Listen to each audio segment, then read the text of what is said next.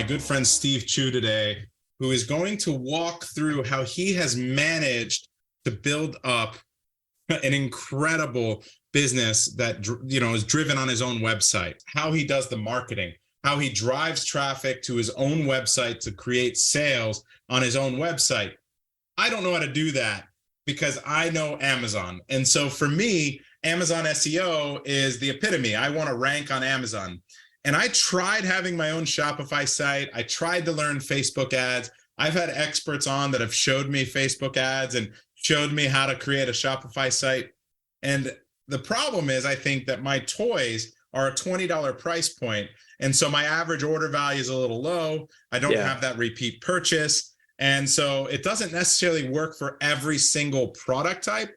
But if it can work for your product type, I guarantee Steve is the guy that's going to be able to teach you how to do it. So Steve, your time is insanely valuable, especially when you go so hard with dividing it up between family and work and all the things that you do. You're massively productive with every minute you're working. So I appreciate you taking the time to put this on for us.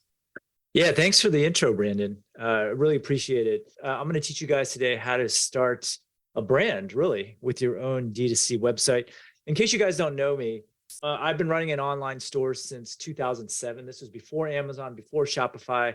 I've been doing this for a long time.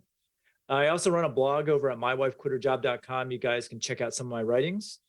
I also run a top 25 podcast in all of iTunes in the marketing section. I've had guests on. Brandon, I don't think your episode has aired yet, but Brandon has been on. We've recorded it. It hasn't aired just yet. If you guys don't know more about me, I'll just have Brandon. We were recently featured on CNBC. And if you guys want to know about the family life, Brandon kind of described it already, but if you guys want a closer look, I'll have Brandon post this.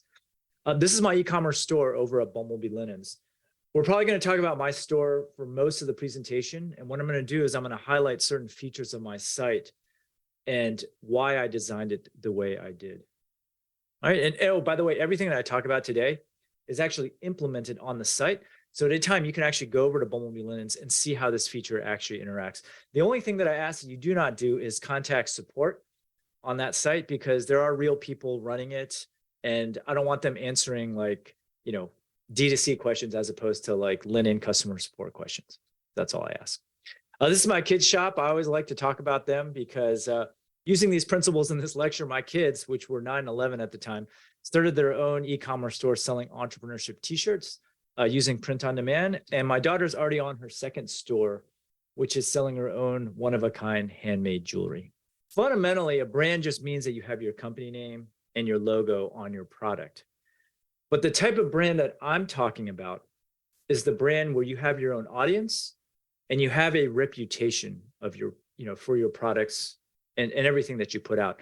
And you really need to have an audience in order to have a reputation.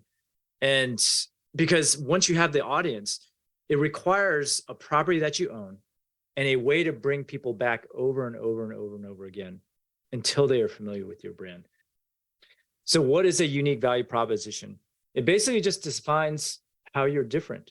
It shows how your business or your products are better than everyone else's. It solves a unique problem in your market. And even if your product doesn't necessarily solve a problem, it can just be a unique or an attractive design.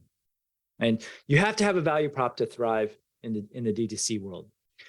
When someone lands on your website, they need to know why they should buy from you. Why are you better?